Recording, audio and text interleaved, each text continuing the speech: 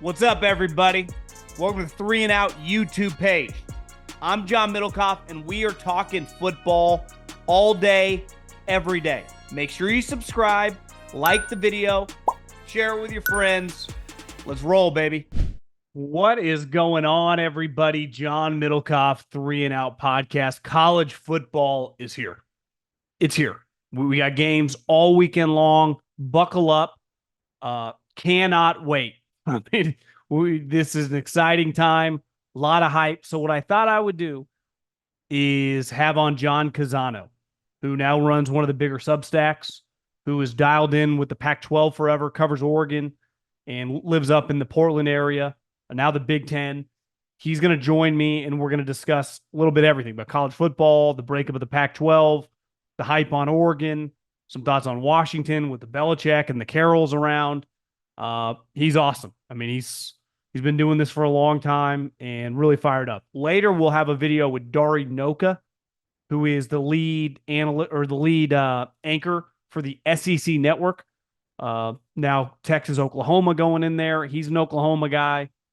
And just, I mean, these are the two conferences that matters, right? The Big Ten, the SEC, with a little Clemson and Florida State, maybe Miami, Notre Dame. I mean, that's kind of where we're at in these crazy times. Don't get me wrong, kind of sucks because I like the individual conferences, the regionality of college football, but those days are dead. And sometimes you just have to accept defeat and can't fight it because there not only is no going back, as we'll discuss with Canzano, they think this thing is only going to I would say conform more with these conferences becoming one big one and becoming the haves and the have-nots, and it kind of is what it is. So we'll just have to embrace it, enjoy it, gamble on it, watch it, and have good Saturdays for the next 3 or 4 months, because that's college football. You're talking some of these teams are going to play 15, 16, 17 games. So we got to buckle up. My guy, John Canzano, johncanzano.com, bald guy. So we got a very, very bald show today. And if you want to go to one of these games, or if you've never been to Autzen Stadium, would highly recommend it. Place rocks. If you want to go to any college football game this fall, if you want to go to an NFL game, you want to go to a concert, you want to go to a comedy show, I got you covered. In these inflationary times, anytime that you can save a little money, you got to jump on it. I don't even need to thank you. Just hammer a promo code with the official ticketing app of this podcast, Game Time. Take the guesswork out of buying tickets with my friends at Game Time. Download the Game Time app, create an account, use the code JOHN, that's JOHN, for $20 off your first purchase. Terms apply. Again, create an account and redeem the code JOHN for $20 off. Download the Game Time app today. Last minute tickets, lowest prices, guaranteed. Let's dive into Canzano. Okay, very, very excited to have on a fellow bald man and a guy that knows one of the best college football programs in the country better than anyone. Long-time Oregonian, and now just a Big Ten guy. Who would have thought? John Canzano, who is crushing it on Substack. John, how you doing? I'm doing well, man. Rick Neuheisel told me at Big Ten Media Day, he was like, "Who knew? I'm a Big Ten alum now," and they're claiming everybody. So I think it's going to be fun to see some new cities, though, and some new matchups. Certainly, there's a lot happening in college sports. You've been talking about a lot.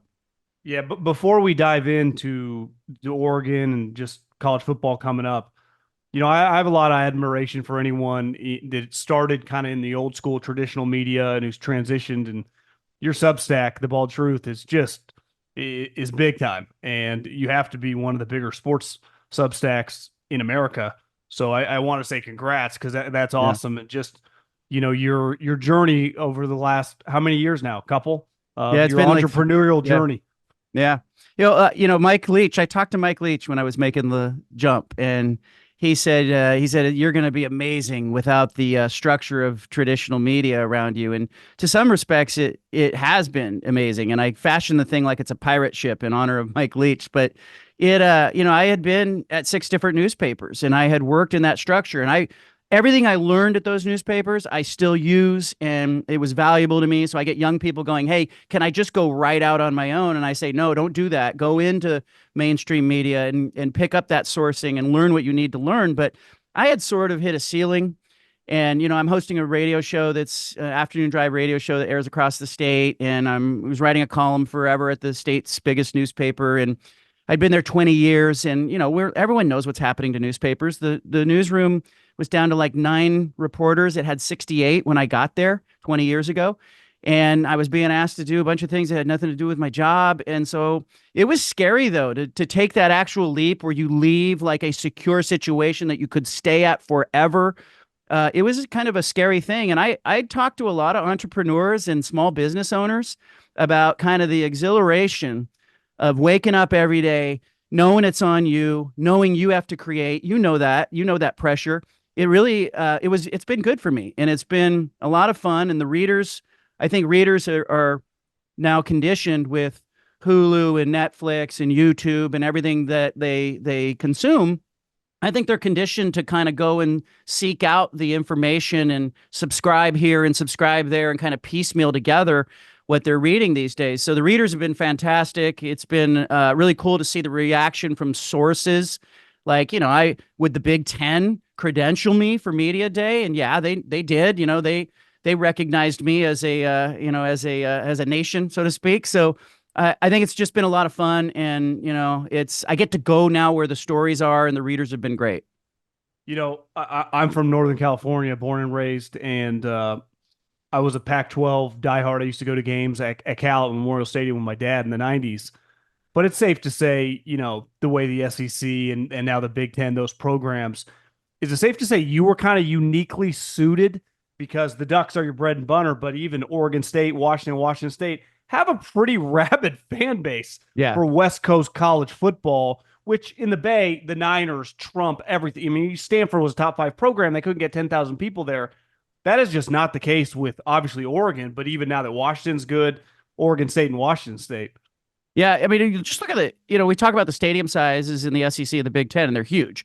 But, if you start piecing together the fan bases at Oregon State, Washington State, you start going through the Pac-12. I grew up in the Bay Area too. My last job before coming to the state of Oregon was at the Mercury News. I've been immersed in the Pac-12 for, since a kid. Like I wore a Cal jacket to school as a kid, and I rooted for Stanford. I was a Bay Area guy.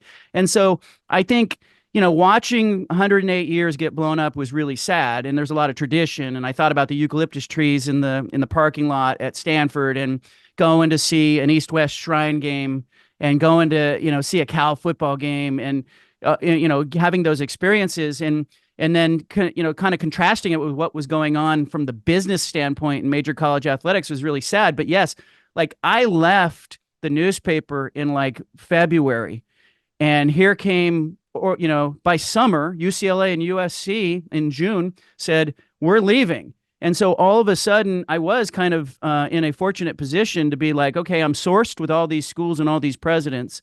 There's a lot going on. And so the last 25 months or so, John, have just been absolutely, nonstop. There's no off season.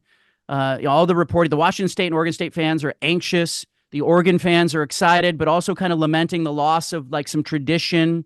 The Washington fans are in the same boat. And, I think still there's a lot of, readers and listeners in the Pac-12 footprint who are still kind of following all the teams to see what happens. What happens to Utah in the Big 12? What happens to Arizona State, and Colorado? But, certainly, I was in a fortunate position to kind of be sourced and connected to all those schools with all the drama going on. That date between, the specific timeline, but between USC and UCLA being announced going, which kind of came, maybe you knew, but for most of us out of nowhere. And then to when Oregon and Washington, what was that, like a year, less than a year? Yeah, it was June 30th of 22 that USC and UCLA announced. And I'll tell you, everyone was surprised. Oregon's athletic director, Rob Mullins, was in a meeting when it happened.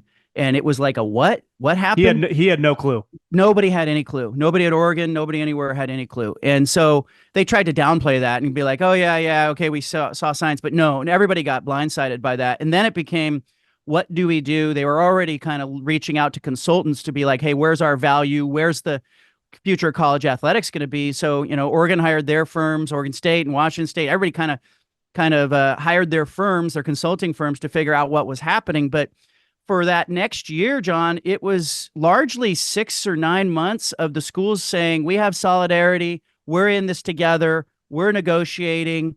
And in the end, Colorado leaving in July, 12, 13 months after USC and UCLA left, Colorado left. And then came that August 4th, where, I think everybody went to bed on the night before thinking Oregon and Washington were in, because that's what Oregon and Washington was telling everybody else. They were the president of Oregon told the president of Oregon State, we're staying. The only way we would leave for the Big Ten is if they offer us a full share. And then came the following morning, Oregon State and Washington State signed the grant of rights, but Oregon and Washington didn't show up to the Zoom meeting. And they only got a half share, right? They got a half share for a time, and then they'll eventually be, transitioned into a full share. Clearly, they were negotiating, and publicly and privately, they wanted the Pac-12 as a fallback. But I put a lot of this on Pac-12 presidents. I put it on Pac-12 commissioners. That stuff's all been done. But, it's just a total failure of leadership, because the Pac-12 was a good conference. We saw them in football a year ago. They were good teams. They played in the national championship. They had Heisman Trophy candidates.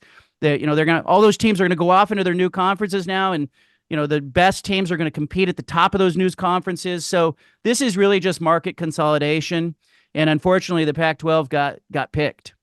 Yeah, I mean, to me, Oregon and Washington had no choice but to try to join the party, and who got screwed were Washington State. Takes football seriously with Mike Leach. Yeah. I mean, that was a real program, and obviously Oregon State, Jonathan Smith, I'm sure you agree, is a star. Those two programs really, really got screwed. Now, inevitably, I'm a little confused. I understand, you go to ESPN.com, they're just by themselves. Yeah. Inevitably, they're a Mountain West program now, but it does suck for those two programs. There's no way around it, right? I'll push back on that a little bit. I met with Oregon State's president on Friday, and what I got out of that meeting was they are not ready to accept relegation. And I think what they're thinking about, a source told me too, there'll be 2 bites of the apple for Oregon State and Washington State. And we hear that term in legal courtrooms where they say you can only take 1 bite of the apple. Well, I think for 2025 and 2026, they're going to try to play a better schedule. They're going to try to put together some kind of alliance or partnership with the Big 12 ACC, where they play some football games that are higher profile football games that kind of move them away from the narrative of, hey, they belong in the Mountain West. So I'm looking for that in 2025. And then they think there's going to be a fracture again in college athletics. And I think, Kyle Whittingham told me, the Utah coach told me that he expects that it's going to be 40 or 50 teams. It'll happen anywhere from 20 months to 4 years from now. They're going to break off. It'll be a super conference. So what Oregon State and Washington State are both trying to do is they're trying to say, hey, we want to be as well positioned as we can when that happens. So if you see them in 26 accept relegation or reverse merger, I would view that as a complete fallback position for them, that something went wrong as they tried to forge forward with this ACC or Big 12 plan, because they've got the attention of the CW right now. And the CW president, Dennis Miller, told me that he's looking to expand that relationship. They're already broadcasting ACC games and then the 2 Pac-12 teams this season. I wouldn't be surprised if the CW comes in and says to the ACC, hey, do what the Mountain West is doing. Have Oregon State and Washington State play your schools in 2025. Work them into the schedule. You don't have to put them into the conference, but work them in as a non-conference opponent, and we'll buy those games. It gives the ability of the ACC to sprinkle a little more cash over those members who are all disgruntled. So keep an eye on that as like the bite 1. And then bite 2 is like, hey, can you do enough in the next 2 years to position yourself much the way Oregon and Washington did over 20 years, to position themselves as, hey, we're on the right side of that line when that division comes. Utah is a great example of this. Look, they came from the Mountain West, came into the Pac-12 and had success. Now they're in the Big 12. They're going to win the Big 12 this year. And then when that division comes, I have no doubt that Utah is going to end up on the right side of the line. So Oregon State, Washington State have to win games and stay visible. So when you talk to all these guys, and you're as plugged in as anybody, and we, we guess about this because it feels inevitable, but like almost like the NFL, AFC, NFC, which will essentially be this Big Ten and add some teams, this SEC add some teams, Clemson, Florida State, Miami already want in, whoever else from the West Coast, if Washington State, Oregon State, a Stanford, join, Notre Dame joins. It's pretty clear where this is all headed, like the way you've alluded to, right? Yeah, and I think everyone sees it, and it really comes down to TV. We all know TV's running this. And so what does Fox, what does ESPN want? Will the CW or someone else get in on this? And if there is an upper division, let's say there is super conference, and let's say it's not 40 or 50, let's say it's only 32. Is there a possibility here that there's a relegation model and a promotion model where there's a second division, which would be pretty sweet? Like it would really incentivize those teams in the middle to continue to fight, because it would be pretty demoralizing. Let's say you are Utah and they say, hey, you're school 33. We just couldn't get you into the top 32. And, we love you, but if Utah wins that lower division, do they move up and do they play, and the lower teams move down? I mean, it could be a really interesting model that could add a little twist, because I think college football still has to be different than the NFL. And I think what we're really risking here is we're risking going, okay, well, the NFL is the best of the best. Like, why are we tuning in to see Alabama, Georgia, if you didn't go to school there, if it just looks like the NFL? So I think they have to think about some differences between these two things and stay to that. We had the appetizer last week. Now it's time to feast. College football is back. Don't miss any of the action. Jump into DraftKings Sportsbook. It's a full slate of games for week 1, including the big matchup in Atlanta between the preseason number 1 and number 16.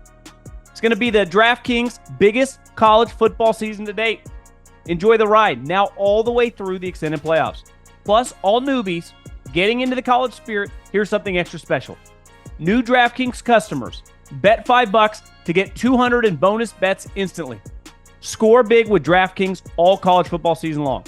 Download the DraftKings Sportsbook app now and use the code JOHN.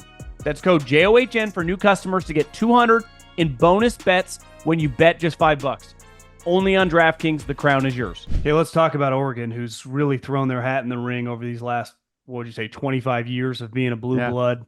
And, growing up in the Sacramento area, Ontario Smith, Grant High School, Bilotti. My cousin played at Fresno State. They used to have some battles. Got to know Jeff Schwartz. That Bilotti run was awesome. Then Chip took it to another level. Helfrich in the year with Marcus. But now Dan Lanning, right, has this thing rolling. He, Mario had some issues as a head coach, but could really recruit. Yeah. Dan looks like the combination of both, can recruit and not. The hype on this individual season, as big as any over the last 25 years, up there with a Chip season. Yeah, and I think so. I think maybe, the Chip season kind of snuck up on people a little bit because, he had taken over. Remember, he lost his first game to Boise State, and, there were the LeGarrette blood punch, and all that happened. And so there was a little bit of, how good can this be? Where is the ceiling? And will Chip leave? This Lanning thing feels like it's got real legs to it. And the anticipation combined with joining the Big Ten and getting that Ohio State game. Ohio State's coming to Autzen Stadium. They're going to play. They're already standing room only seats. They're selling, for ridiculous amounts of money. Like, this will be the largest attended sporting event in the state's history. Like, there'll be more people at that game than any other sporting event ever. So there is unprecedented excitement, but you hit on it. Like, I think that ascension from Brooks to Bilotti, Rich Brooks to Mike Bilotti to Chip Kelly, that really accelerated. Mark Helfrich was just there long enough. And then you could kind of see a decision that was made by Phil Knight and the university administration. Like, okay, we've been with our guys for like 30 years. And those assistant coaches that were there, even during the Helfrich era, had been there for 30 years, like all of them. And so we've done our thing. Do we need to go outside the family and go get recruiters? Because if we're really going to accelerate, do we need to get recruiters? And so even the hire of Willie Taggart was a diversion from we're promoting our own guy, or we're promoting from within, and we're keeping our assistants and keeping that momentum. So it was kind of greeted with some anxiety. And then Mario Cristobal, yes, you're right. I mean, unprecedented recruiting, and he left the place better than he found it. It was a really tumultuous time. And then Lanning comes in. It's clear they're recruiting at a level they've never seen. You look at their offense, they've got 6 transfers. They're probably going to start on offense, including 3 wideouts that are going to be transfers in the quarterback, right guard, right tackle, transfers. Defense, they're going to start 7 transfers. Jeez. These are players, and this is depth that they've never had before, and size. At the spring game, I'm on the field, John, and I'm watching these guys, and it's a size thing that it's just not Oregon. Like even Oregon in 2011 when they played in the national title game, in 2015 in the national title game, they weren't big. They were built like those 49ers teams you grew up watching that had, Randy Cross, playing guard, right? These were very athletic offensive linemen. The guys they have now make Dillon Gabriel look small. And, and he's not a real tall guy, but he's not like 5'9", 5'10", and that's how he looks back there. And so I initially thought, gosh, how small is Dillon Gabriel?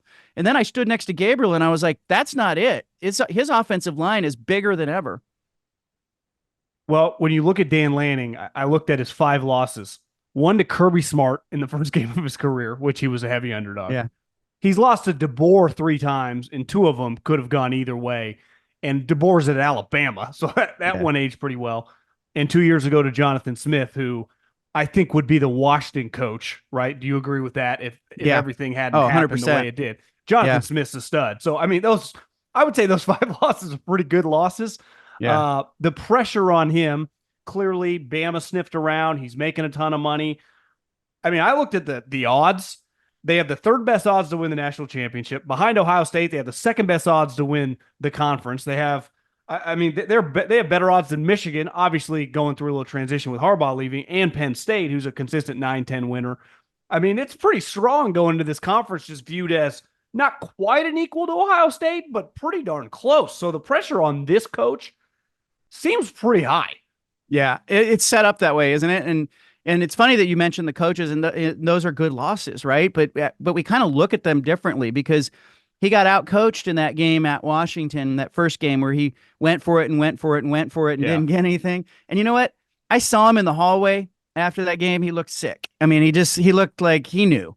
But I also think that's kind of his brand, and it's kind of what makes him a good recruiter. The kids love that he's a little bit of a gunslinger and a little bit, he's a fun guy to be around, and he'll go for it, and he believes in his guys. But, I talked to him this offseason, and he said, he knows now, like the decisions he makes have huge impact on what happens to Oregon and football. And you're not at a blackjack table, like deciding to double down here. You gotta be within reason, take the points when it's there. And then the Oregon State game, Jonathan Smith just outfoxed him. I mean, Oregon State at halftime was down 2 scores in that game. Third quarter, they're down 2 scores in that game. And Oregon State figured something out, and they ran the ball like 17 straight times, and Oregon couldn't stop them. And it was Oregon State's run game and Jonathan Smith knowing, hey, when I've got something, I just go back to it. And so I think Dan Lanning's had, if he were a first-year head coach with this kind of expectation and this roster, I would think differently. But I'm seeing a guy who's more locked in, seems to have the program buttoned up in ways that he didn't before. His offseason, I think, was very busy. He knows that there's a little bit of a team chemistry, team culture question when you have as many as maybe 13 transfers starting among your 22. You've got to really work hard and fast to get them kind of all on the same page and make them real teammates. And so, the offense went off to the Oregon coast, and the defense went off on a retreat, and Dillon Gabriel took the receivers down to Southern Oregon, kind of did a retreat. They're trying to do some things to really kind of get some cohesion, and I don't think they're alone. I think that's a question with the portal in general. If you're taking that many transfers, hell, I've seen it with the Trailblazers back in the day.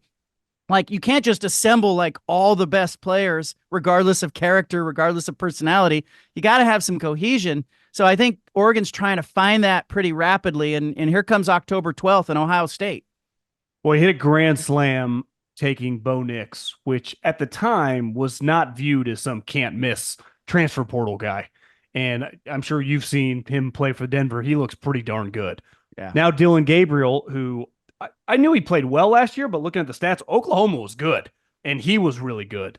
So he was available not because he can't play. Partly they have this super hype guy, Jack Arnold, at Oklahoma. He comes here. He's been playing a lot like Bo Nix for a long time. I mean, his college career started in 2018. So the hype on Dillon Gabriel trying to fill in Bo Nix's shadow, it's kind of a tough spot, though. This guy, older player, played a ton of games, had a lot of success. Coming from Oklahoma has to make it a much easier transition for him. Yeah, and he got here early, even though he's only got 8 months to make this happen. I mean, Bo Nix took 2 years, and Nix was a better player that second season than he was the first one. Big and time. I think that's a real interesting distinction. Is Dillon Gabriel's got to do it, and he's got 1 year of eligibility. So, but Nix set the all-time NCAA record for starts by a college quarterback. And I wrote when he was leaving. Hey, nobody will ever do this again. And Dan Lanning told me on media day, he goes, bad take, because here comes Dillon Gabriel, who's going to break that record if he stays healthy. So it's no secret what they're doing. They're finding an experienced older quarterback who's got a ton of snaps, and they're putting him in an offense where he's got great receivers, great backs, great offensive line. Will Stein's a real creative offensive coordinator. And I think it was interesting to watch Nix in Denver in that last preseason game because, by the way, out of the gates after the draft, he was 16-1 to be the offensive rookie of the year. Caleb Williams was 2-1, probably a pretty good bet. Bo Nix at 16-1, but it was interesting to me because it didn't look like Nix was unprepared for anything, and it was the same at Oregon. He went from two offensive coordinators. Kenny Dillingham, who's now at Arizona State, was his first coordinator. Then Will Stein. Both of those guys had him just distributing. I expect the same for Gabriel. And it's probably unfair because, to put Bo Nix's numbers and project them, you talk about Gabriel would be in the Heisman conversation. He might be a finalist. He might win it. But I think that's kind of the stakes right now. And a lot of pressure on Lanning, a lot of pressure on Dillon Gabriel to perform.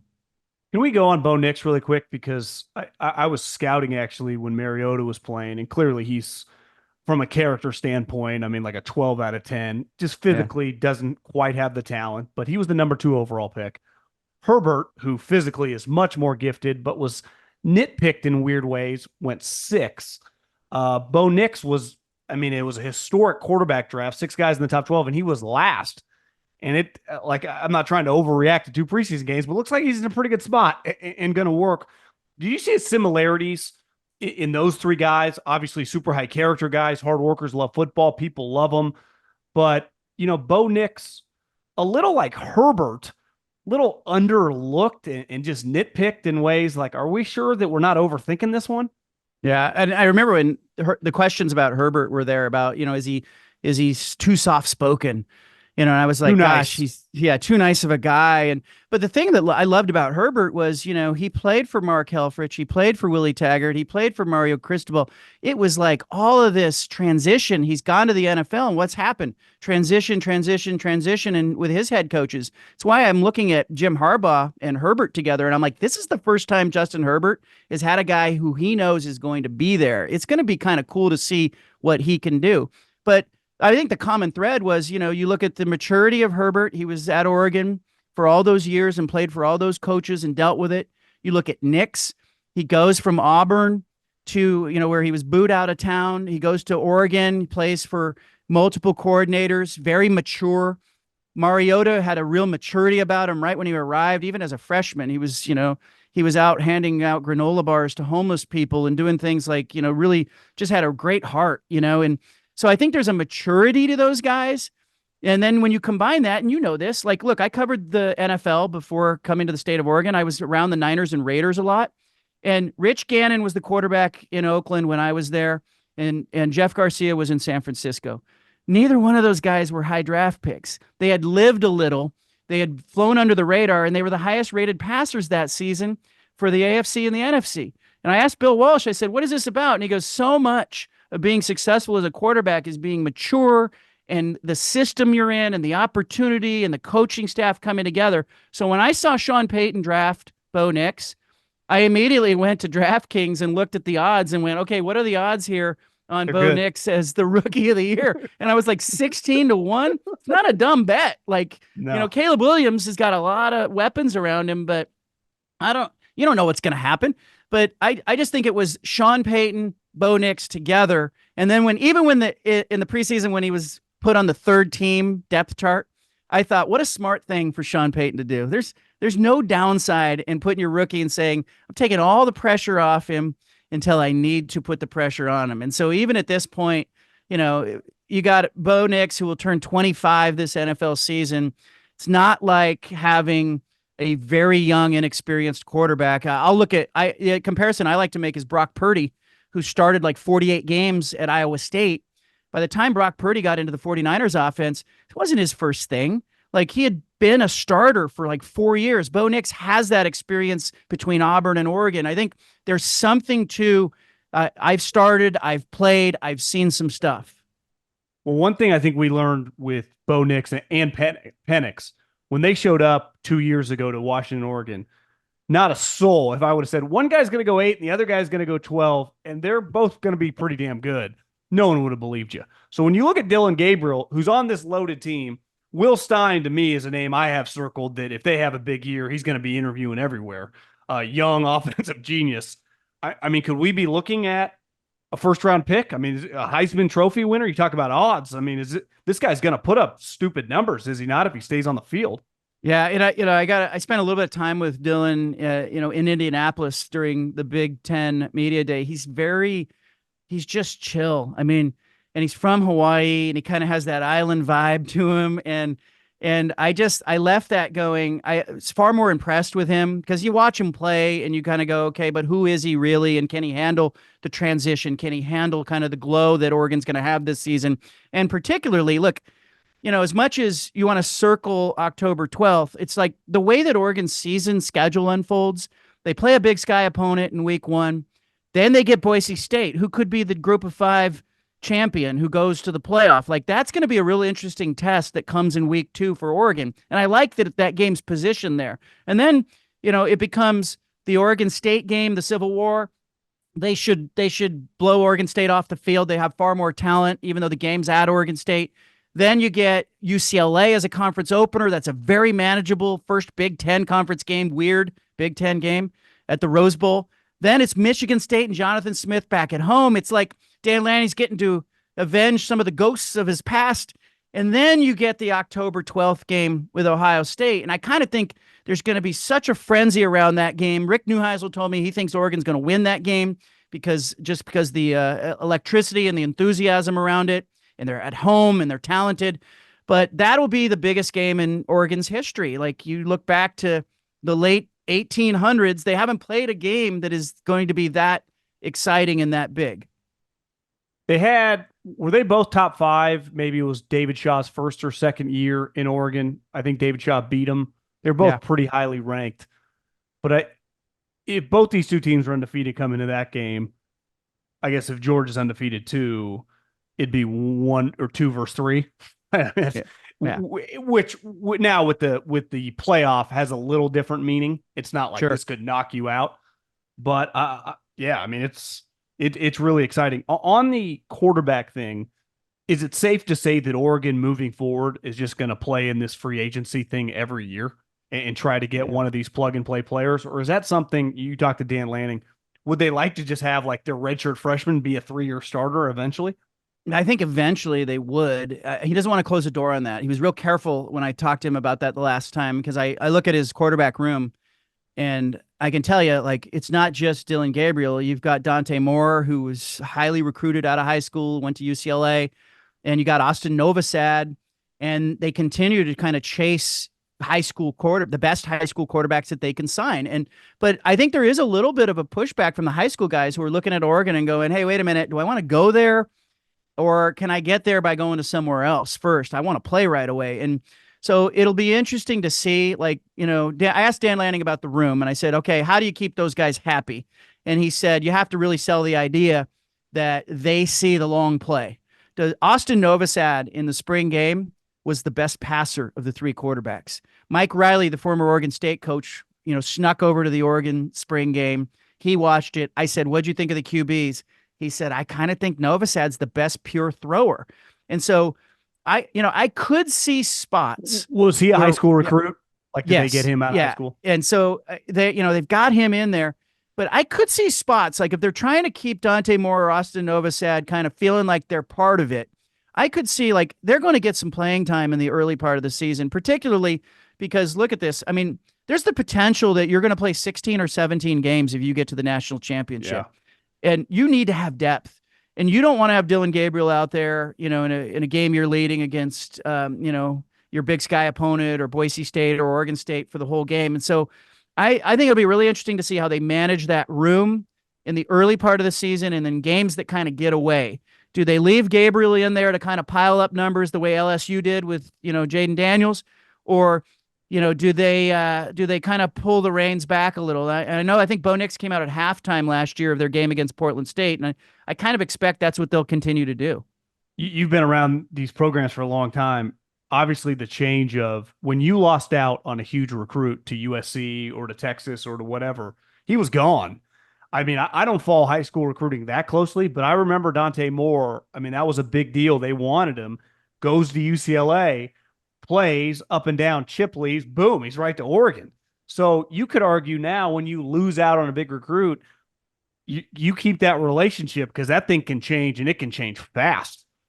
Yeah, and the kids are aware of it, and you can kind of see the way that when they choose a school now, it's almost like you don't close that door ever, you don't blow the bridge up behind you.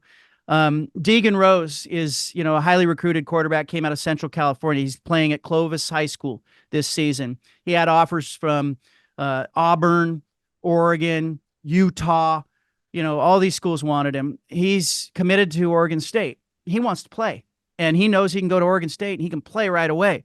Now, Oregon State's job is to try to retain that kid, and everybody else's job is to see what he turns into in a year or two and see if they can try to get him in the portal. And that's the name of the game. And Jonathan Smith, who's at Michigan State now, he's got Aiden Childs. I asked him, I said, kind of to your earlier point, is this just going to be how it is?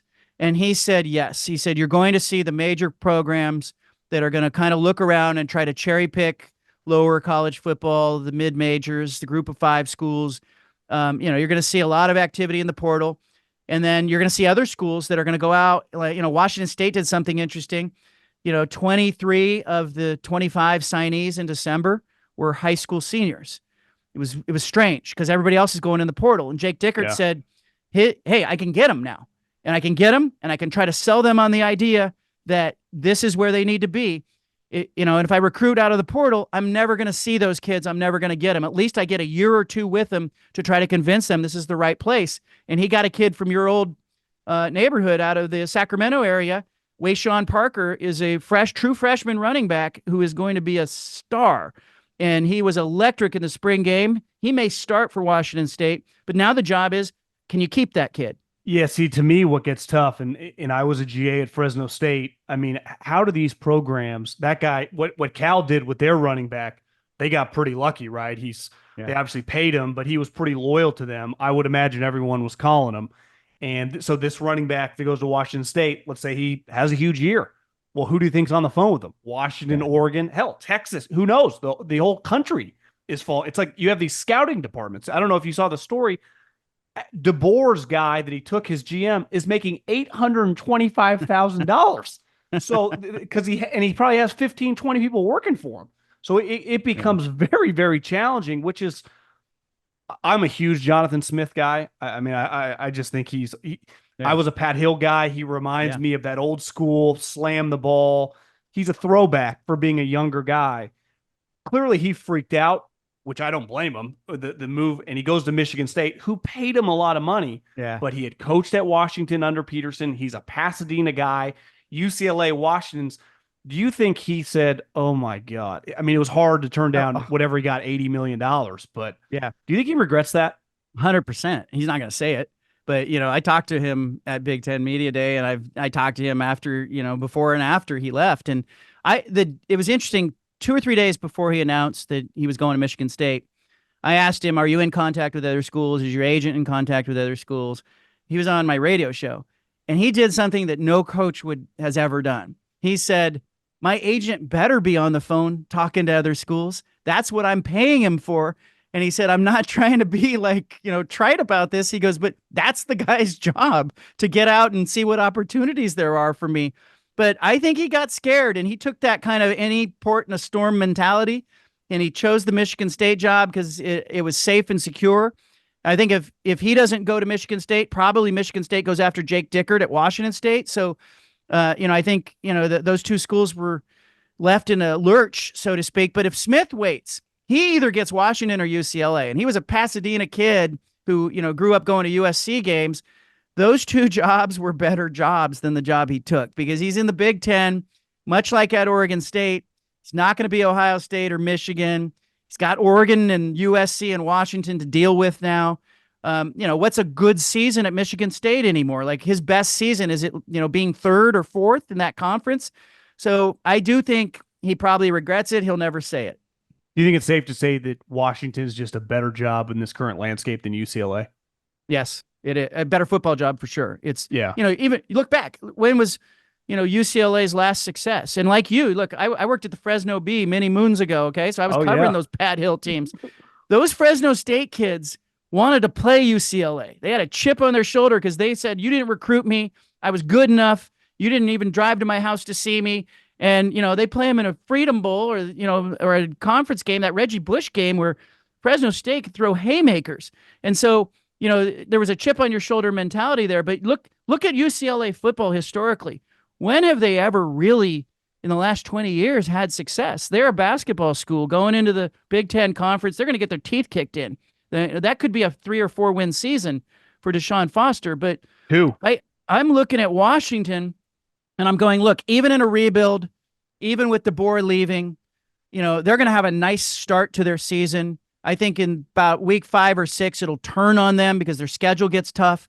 But, I'm not going to be surprised if Washington wins 7 in a transition year. And UCLA, also in a transition year, I think is looking at 3 or 4. I think they needed a guy like Jonathan Smith to who knows how to kind of overcome. And, Oregon State hadn't had real success except for Dennis Erickson one season, and Mike Riley had a little run where there was an uptick. Jonathan Smith kind of brought some stability there and was doing things that nobody really before him had consistently done. What's funny is when I was at Fresno State, we played Rick Neuheisel's UCLA team, and Pat Hill on the Sunday of that week, the way he opened the meeting, he said, raise your hand if you had a scholarship offer from this school. Ryan Matthews was the only guy that raised it, and then we beat him.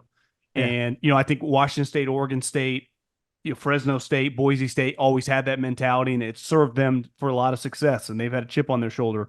Washington, I'm from Davis, so that Bellotti, Chris Peterson, that group, my dad always took a lot of pride in. He was a UC Davis guy.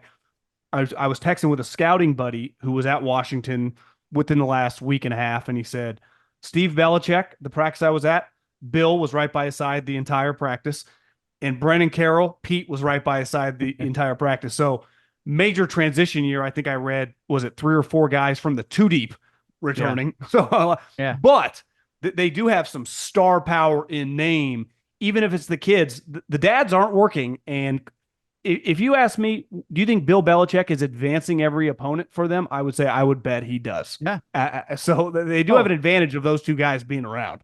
Yeah. They've got some master chess players in the room, and you can talk all you want about, hey, who has extra assistants and who has extra analysts, but if you give me Pete Carroll and Bill Belichick in the room, you're going to figure some stuff out, and you're going to do some things that others aren't thinking about. And it's just what Jed Fish needs, right? He's an offensive guy. He's an offensive mind. Their offense at Arizona was dynamic because of Jed Fish. I just love that he's kind of leaning into his weakness, and then he's selling like with no shame the idea that we've got NFL experience. Come here and you could be part of an NFL program. And by the way, these guys are at practice. And so I don't blame them for doing that. And I think they're going to have a real nice start to their year.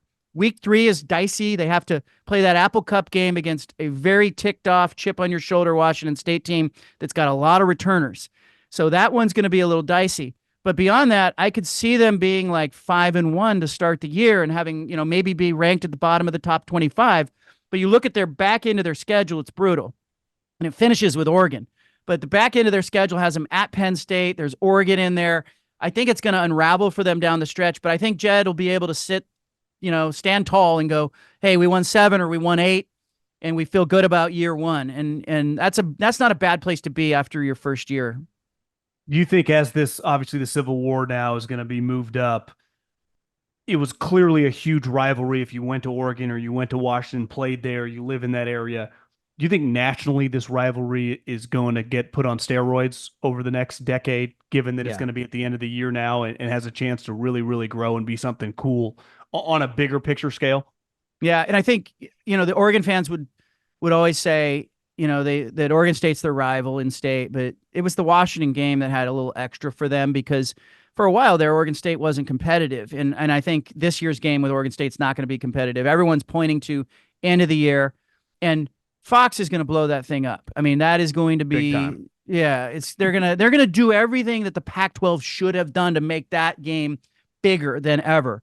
And they'll understand they're invested in it. They'll understand how to market and how to brand that game and how to make it feel and look bigger than ever. But I know, Oregon fans are, I think, interested and excited to try to finally win that game. I mean, Lanning has not won that game. And I think Washington's going, hey, if we can go to Autzen Stadium and win that game, will Dan Lanning ever beat us? I think there's just a lot of intrigue at the end of the season. And by the way, with the expanded playoff, that could be a pretty pivotal game from seeding standpoint, or, does Oregon already have a loss? I think the expanded playoff, because it's lowered the bar for how many losses you can have, it is going to create all this interesting kind of down the stretch appeal with jockeying for position, jockeying for seeding, who are in those top 4 seeds that don't have to play that first playoff game on a campus, or do you want to play that first playoff game on your campus because, it's bigger? I just think it's going to be really fun. Okay, let's end on this. When the news was announced, they gave $120 million and they stole Lincoln Riley away. It was like, geez, USC is back. And then you watch him last year, you're like, can Lincoln build a defense? Can he build a tough team? He inherited a pretty good thing from Bob Stoops in Oklahoma. I'm not sure they're going to be very good relative to the expectation. Just your thoughts being around these programs. Obviously, Oregon's rolling now the way that they're discussed when it comes to USC, because it feels, I don't want to say irrelevant, but nowhere near where they thought they would be 3 years into Lincoln Riley getting $120 million and getting them back to, I would say, national prominence. That was the mindset and giving the guy all that money, right?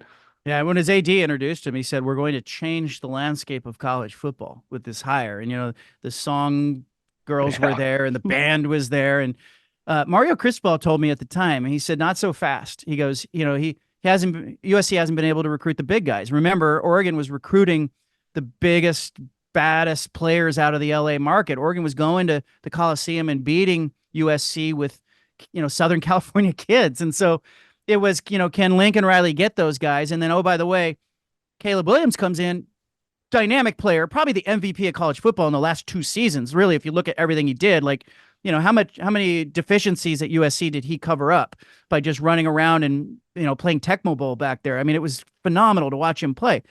But now he doesn't have him.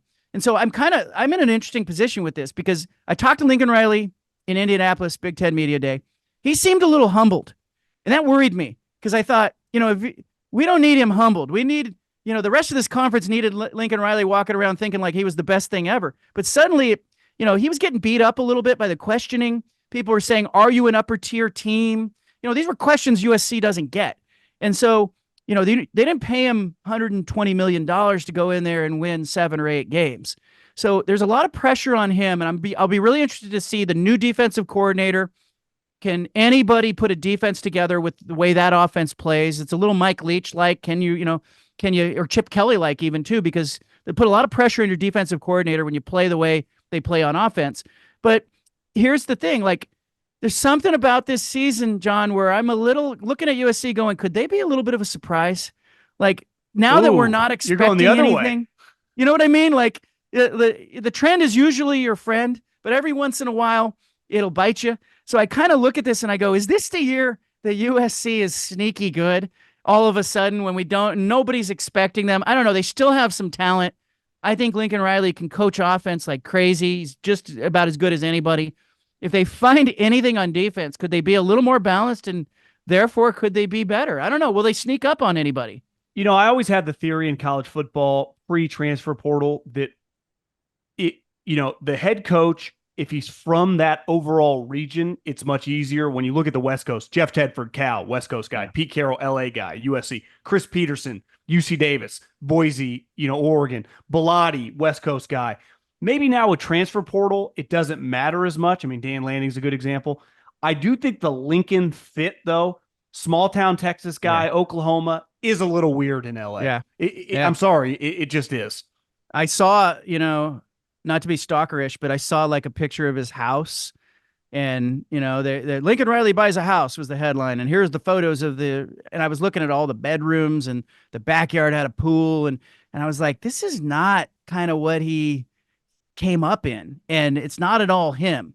And you bring up Mike Leach, like, he was a fit at, Texas Tech, and he was a fit at Washington State, and he was a fit at Mississippi State. Like Mike Leach at Oregon, wouldn't have worked.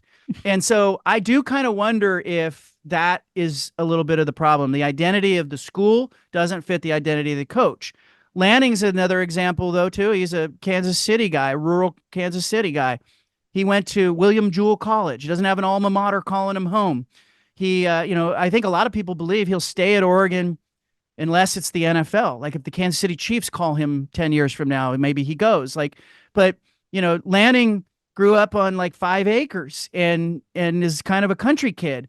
And now he's at Oregon, but there's enough of the woods in Eugene and kind of like it's, still beautiful country. Like he's not completely, out of his element there. And so I think it works to a certain extent. Jonathan Smith pointed out, like when I was telling him, hey, Michigan State, like he goes, it's really just Oregon State in the Big Ten. He goes, it's a lot like Oregon State, the fan base, and I was like, you would have looked so much better at UCLA. But who knows, man? But I think it's a good point on Lincoln Riley. Like maybe the act just doesn't fit the stage.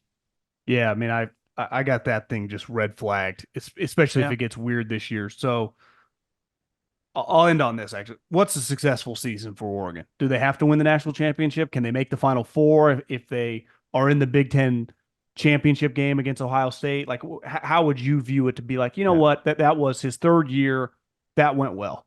Yeah, I think, look, he won 10 games in year one. He went to a bowl game. I think he won 12 last year with the postseason and the championship game involved. But the expectation right now is that they're a top 3, top 4 team. So, even though making the playoff would be nice, I think he's got to get to the semifinal and show that like there's a shot in another year or two that they could win a national championship. Phil Knight put $1 billion into the University of Oregon. He and his wife have donated $1 billion in, tutoring center and a library and a law school and the Autzen Stadium and the football offices. And you don't put $1 billion into something to, see your team just make the playoff or, play in a Holiday Bowl or whatnot. So I think the disappointment would set in if they're not playing in that semifinal weekend. They've got to play in that semifinal weekend. If they get to the title game, great. If they win the national championship, Phil Knight will have everything that, he's invested in. He's never going to say it, but I think Oregon really wants to get him a national title. So I'll say this. If they don't get to the Final Four, it's a disappointment. Tell everyone where they can find you. JohnCanzano.com. If you want to read me, get a free subscription or a paid subscription. That's what I tell people. And you can find me on the radio or a podcast or the radio show. Just Google me. I'd love to hear from people. John, you're the man, and exciting times in the Pacific Northwest because I think like most people, can't wait to watch this Oregon team play. Yeah. Well, I'm a big fan of your work over the years, so I appreciate you having me on. I was excited to do this one. Thanks, John. Talk to you soon.